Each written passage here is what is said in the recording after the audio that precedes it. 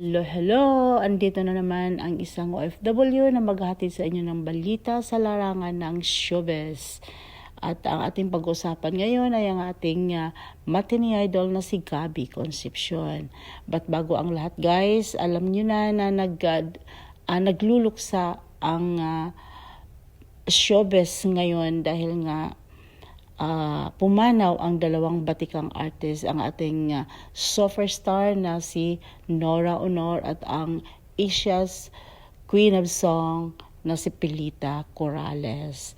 Walang linggo, hindi linggo ang palitan sa kanilang pagpanaw. Kaya malungkot ang pamilya nila Lutlot de Leon at ang mga Gutierrez, lalong-lalo na kay Lutot o kay Janine Gutierrez dahil parehas lula niya ang nawala.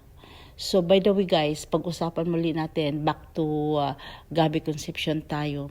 May napanood lang kasi ako na nakakaantig ng puso dahil siguro na tayo ay gustong-gustong magkaroon ng pelikula ang dating mag-asawang si Sharon Cunita at Gabby Concepcion.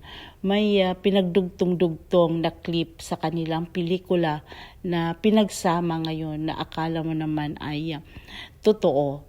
Kaya obsessed na talaga ang mga die-hard fans ng dalawa na magkaroon na sila talaga ng pelikula kahit isa lang bago sila magretiro sa kanilang karera bilang isang artista.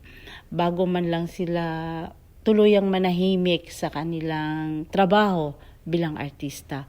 Kasi talagang hinihintay natin ang kanilang gagawing pelikula. At pangalawa, yung sinabi ni Sharon at Gabby na concert na gagawin sa Australia.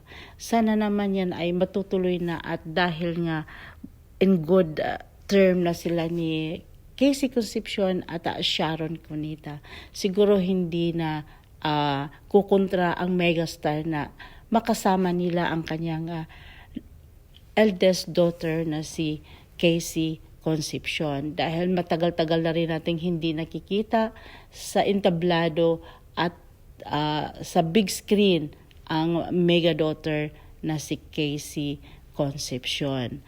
Kaya yun lang po guys ang update ko ngayon dahil nga wala naman talagang bagong update, balita patungkol kay Gabby Concepcion at kay Casey Concepcion. After her birthday, wala pa rin kasunod na balita patungkol sa kanilang mga aktibidad sa kanilang buhay, lalong-lalo na sa kanilang career.